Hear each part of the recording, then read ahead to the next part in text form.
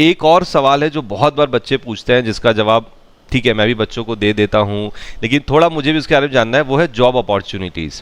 मतलब बच्चे बार बार आके बोलते हैं कि ठीक है भाई मैंने ACCA कर लिया, तो मुझे बताओ कि मुझे बाहर क्या जॉब मिलेगी, ठीक है, किस प्रकार की जॉब मिलेगी, क्या अपॉर्चुनिटीज़, क्योंकि सर अभी भी ऐसा देखा गया है कि 100 में से करीब करीब 70-80 बच्चा वही है सर जो ACCA इसलिए कर रहा है क्योंकि उसे बाहर जाना है।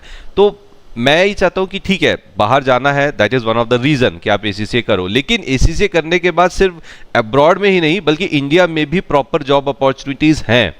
तो ऐसा नहीं है कि भाई बाहर जाना है तो मैं ACCA करूंगा, बाहर नहीं जाना है तो मैं कोई XYZ कोर्स करूंगा।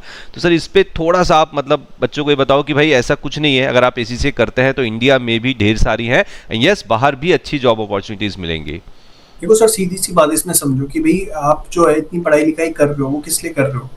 एक लाला फर्म के अंदर काम करने के लिए कर रहे हो या एक स्टैंडर्ड प्लेस पे जाने के लिए कर रहे हो? मैं तो बड़ा क्लियर क्वेश्चन पूछता हूँ। अगर आप एक लाला फर्म के लिए कर रहे हो तो आपको एकदम क्वेश्चन ठीक है कि भाई मेरे को ACCA नहीं करना चाहिए, मुझे BCom कर लेनी चाहिए या साथ में कोई इंडियन प्रोफेशनल कोर्स कर लेना चाहिए, इट्स ओके, ठीक है ना।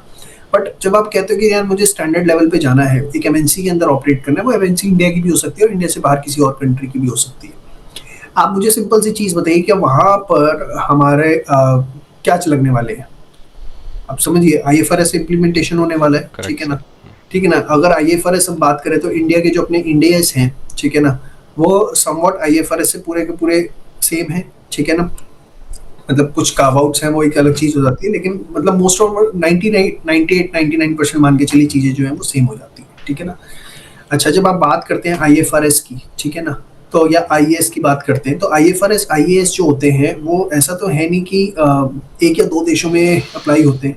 वर्ल्ड वाइड जो अगर आप बात करें तो 80% कंट्रीज के अंदर जो है IFRS और IAS जो है वो प्रैक्टिकली अप्लाई होते हैं। और जब आप MNC की बात करते हैं तो MNC का मतलब क्या होता है? भाई एक से ज्यादा कंट्री के अंदर वो ऑपरेट कर रही है, मतलब उसे IFRS IAS के अंदर अपनी जो बुक्स ऑफ अकाउंट्स है उनको प्रेजेंट करना ही पड़ेगा, ठीक है ना। तो that is the main reason कि जितनी भी ग्लोबल फर्म्स हैं, ठीक है ना, ग्लोबल फर्म्स हैं, आप समझो ग्लोबल फर्म अगर है तो उसके लिए ACCA मस्ट हैव हो जाता है।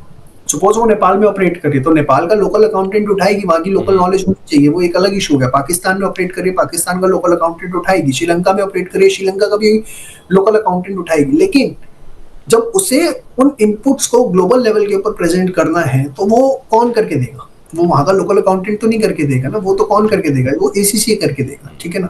तो एक ये one of the main reason हो जाता है। सेकंड चीज, जैसा कि if I am not wrong 50+ countries के अंदर साइनिंग अथॉरिटी होना, ठीक है ना, including UAE if I am not yes yes correct sir. Wrong, आज के टाइम पे बिजनेस हब है। तो अपने आप में बहुत बड़ी चीज हो जाती है। इसके बाद ACCA करने के बाद हमें रुकना क्यों है? फॉर एग्जांपल, आप किसी भी कंट्री के अंदर जाके सेट होना चाहते हैं, वहाँ के लोकल जो सर्टिफिकेट कोर्सेज हैं वो आप कर लो, 2-3 महीने में आपके सर्टिफिकेट कोर्सेज हो जाते हैं। सपोज आप UAE में जाते हो, वहाँ पर आप टैक्स कंसल्टेंट बनना चाहते हो, तो वहाँ पे कॉर्पोरेट टैक्स के सर्टिफिकेट कोर्सेज होते हैं, वैट के सर्टिफिकेट कोर्स होते हैं जो आपको अथॉरिटी देते हैं डायरेक्ट, और महीने 1.5-2 महीने के होते हैं। जॉब करते हुए आपने साइड में वो कर लिया, तो चीज़ें जो है ना आपकी बहुत ज़्यादा फेवर में हो जाती हैं। एक सबसे बड़ी चीज़ जो है यहाँ पर मुझे पर्सनली ऐसा लगता है।